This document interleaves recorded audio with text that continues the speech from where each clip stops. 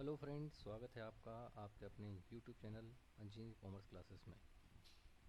मैं हूं आपका दोस्त एस के गुप्ता। मैं आज आपके लिए एक बहुत ही इंटरेस्टिंग टॉपिक लेकर आया हूं कंपनी के बारे में। आइए देखें उस टॉपिक को।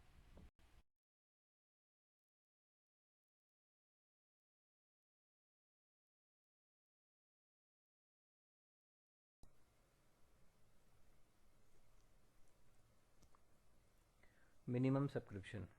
मिनिमम सब्सक्रिप्शन समझने से पहले एक चीज़ मैं आपको बताना चाहूँगा कि जब कंपनी इनकॉर्पोरेट होती है तो कंपनी का इनकॉर्पोरेशन प्राइवेट और पब्लिक कंपनी के रूप में होता है। प्राइवेट कंपनी में जो मेंबर्स होते हैं वही कंपनी में शेयर्स खरीदते हैं और उनकी कैपिटल का फॉर्मेशन उन्हीं मेंबर्स के द्वारा कर दिया जाता है। यानी प्राइवेट कंपनी पब्लिक को अपने शेयर्स ऑफर नहीं करती है। अब पब्लिक कंपनियां जब अपने जो शेयर्स हैं वो पब्लिक को ऑफर करती हैं, पब्लिक के थ्रू ही उनकी कैपिटल फॉर्मेशन होती है। तो पब्लिक को शेयर्स खरीदने के लिए वो ऑफ़र करती हैं और इसके लिए प्रोस्पेक्टस इशू करती हैं। प्रोस्पेक्टस में कंपनी की डिटेल, फ्यूचर प्रोस्पेक्ट्स, कितने शेयर इशू किए गए हैं, कंपनी की सारी डिटेल, ये सारी दी होती है। अब जो लोग कंपनी में शेयर्स खरीदने में इंटरेस्टेड हैं वो उस प्रोस्पेक्टस को पढ़कर शेयर्स खरीदने के लिए अप्लाई करते हैं।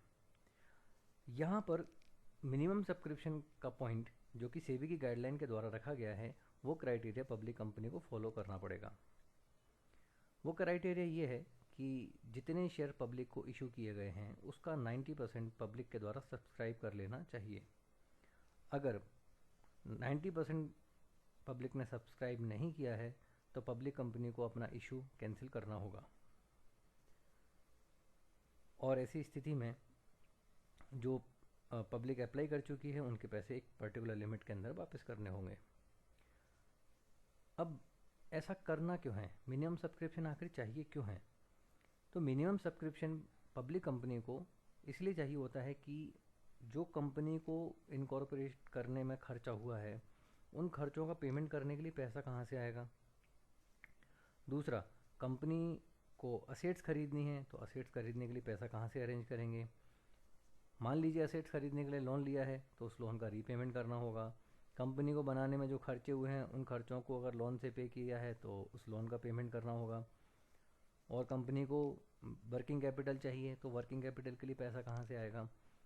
अब यहाँ तो कोई पर्टिकुलर मेंबर है नहीं क्योंकि पब्लिक को ही ऑफ़र किए गए हैं। तो ऐसी कंडीशन में अगर पब्लिक शेयर्स खरीदती है और मिनिमम सब्सक्रिप्शन का ये क्राइटेरिया फॉलो होता है तो ही कंपनी एप्लीकेबल होगी बिजनेस कमेंसमेंट के सर्टिफिकेट के लिए।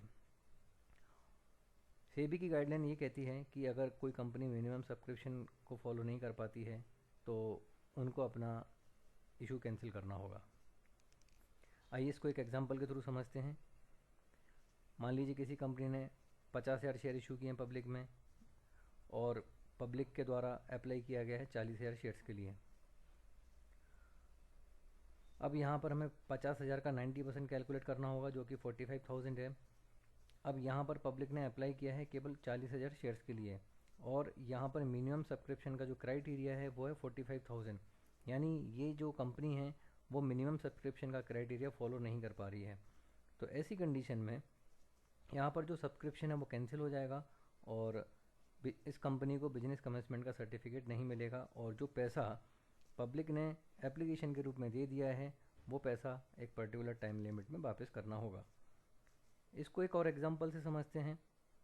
किसी कंपनी ने 80,000 शेयर्स पब्लिक में इशू किए हैं, पब्लिक ने अप्लाई किया 75,000 शेयर्स के लिए।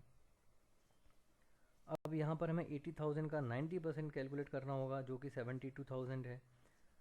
तो अब यहाँ पर मिनिमम सब्सक्रिप्शन का जो क्राइटेरिया है वो है 72,000 शेयर्स इस कंपनी की कंडीशन में और यहाँ पर पब्लिक ने अप्लाई किया है 75,000 शेयर्स के लिए।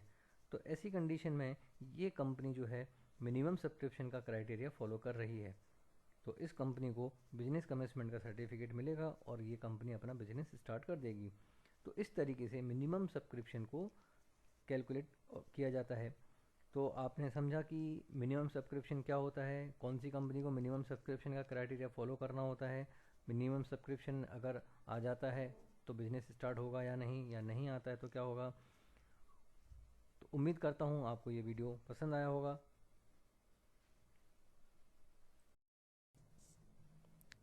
Thank you for watching this video. Please subscribe my channel